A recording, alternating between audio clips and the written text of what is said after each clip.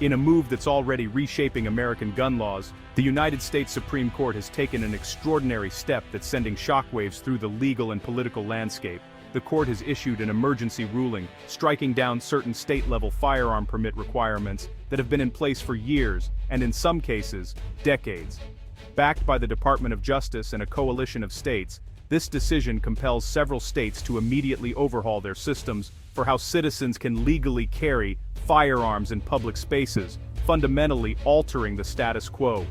The court's sense of urgency in issuing this order signals a strong belief that citizens' Second Amendment rights were being actively denied, and that waiting for the usual legal process would cause irreparable harm.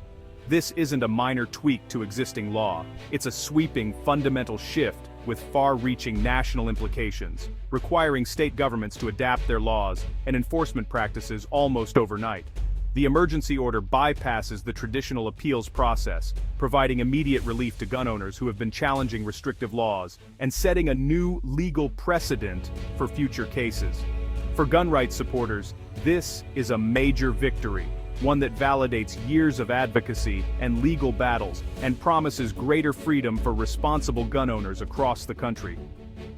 For gun control advocates, however, it's a deeply alarming development, raising concerns about public safety, the potential for increased gun violence, and the erosion of local control over firearm regulations. The ruling halts enforcement of long-standing laws, creating a new and uncertain reality for law enforcement agencies and the general public, who must now navigate rapidly changing rules. This single sweeping decision has intensified the already polarized national conversation on gun rights, setting the stage for further legal battles, political debates, and passionate public discourse in the months ahead. At the heart of this ongoing legal battle is the firearm permit, a crucial license that determines who can legally own or carry a gun. This document is not just a piece of paper, it represents a gateway to exercising a constitutional right, and its significance cannot be overstated. States have long used permit systems, which vary significantly. These range from shall-issue systems, where permits are granted if basic criteria are met, to may-issue systems, where authorities have the discretion to deny permits, even if criteria are met. This variation has led to a patchwork of laws across the country. The Supreme Court's recent rulings have specifically targeted these discretionary may-issue systems. The court argues that they unjustly burden a constitutional right, creating barriers that are inconsistent with the Second Amendment. Gun rights advocates passionately argue that the right to bear arms is inherent and fundamental, not a privilege to be granted or denied by government officials. They believe this right should be accessible to all law-abiding citizens without undue interference. Permit opponents argue that these systems have become bureaucratic obstacles, effectively nullifying the Second Amendment for many individuals. They claim that the process is often cumbersome and discouraging. The court has now made shall issue the national standard. This means that if you're not legally barred from owning a firearm, the state must issue a permit. This decision aims to streamline the process and ensure fair access. This marks a dramatic shift in the landscape of gun laws, curtailing states' power to regulate public carry through subjective licensing. It represents a significant change in how firearm permits are issued and managed across the nation. The emergency ruling was triggered by a case from Hawaii, which had one of the nation's strictest gun permit laws on the books. Hawaii's may-issue system made it nearly impossible for average citizens to obtain a carry license. The Supreme Court's order immediately invalidated this regime, declaring the requirement to prove exceptional need unconstitutional. Overnight, the legal barrier for law-abiding Hawaiians to carry firearms was removed. The decision set a powerful precedent, signaling that similar laws in other states are now on shaky ground. The court made clear, subjective, good cause requirements for gun permits are no longer constitutionally viable. This ruling paves the way for challenges to restrictive permit laws nationwide, changing the legal landscape.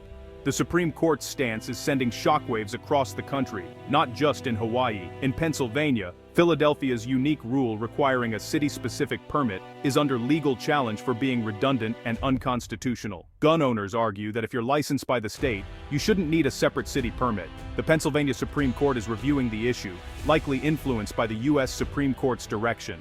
Across the nation, gun rights groups are using the court's new standard to challenge a wide range of regulations. Lower courts now have a clear signal. Many existing gun control measures may not survive constitutional scrutiny. The legal landscape is shifting rapidly, With previously settled laws now in question, the Supreme Court's decision has reignited the deep divide over guns in America. Supporters see it as a vital defense of individual liberty and self-defense, arguing that permit laws only disarm law-abiding citizens. They believe the government's role is to protect rights, not limit them based on hypothetical fears. Opponents, however, view the ruling as a threat to public safety, arguing that permit laws are essential for reducing gun violence. They point to data showing stricter gun laws correlate with lower firearm deaths. For them, more guns in public spaces mean more risk, not more safety. The debate centers on whether the right to bear arms is absolute or must be balanced against community safety.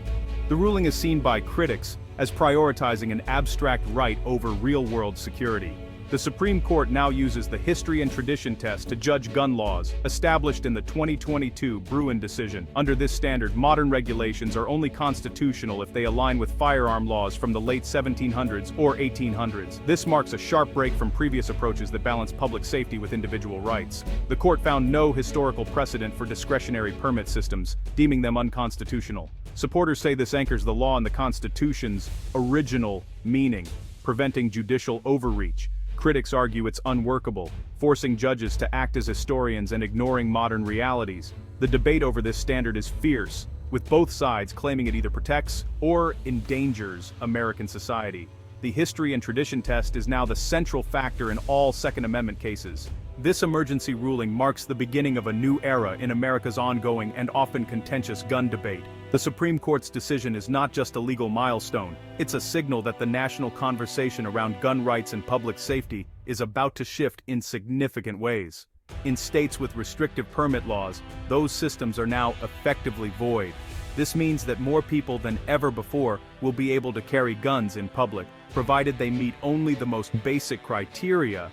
The barriers that once limited who could carry a firearm in public spaces are being swept away, and the effects will be felt in cities and towns across the country. Expect a surge of legal challenges to other gun control measures, ranging from bans on certain types of weapons to restrictions on where guns can be carried. Courts will be flooded with lawsuits as both gun rights advocates and gun control supporters test the boundaries of this new legal landscape. States that favor gun control will now scramble to craft new regulations that fit the court's historical standard. Lawmakers and legal experts will be working overtime to find ways to protect public safety while staying within the new constitutional guidelines. The legal and political fight over gun rights is set to intensify, with rules and regulations changing quickly. The coming months and years will see fierce debates, shifting alliances, and new laws that could reshape the landscape of American gun ownership. For many Americans, this ruling is seen as a long overdue restoration of constitutional rights. For others, it's a source of deep anxiety and concern about public safety. The divide in public opinion is likely to grow even sharper as the implications of the decision become clear. The next chapter will be shaped by how lower courts interpret this ruling, and how legislatures respond at both the state and federal levels. Every decision made from here on will set new precedents and influence future policy. Ultimately, the outcome will define the balance between safety and freedom for years to come, affecting the daily lives of millions of Americans and shaping the nation's identity in profound ways.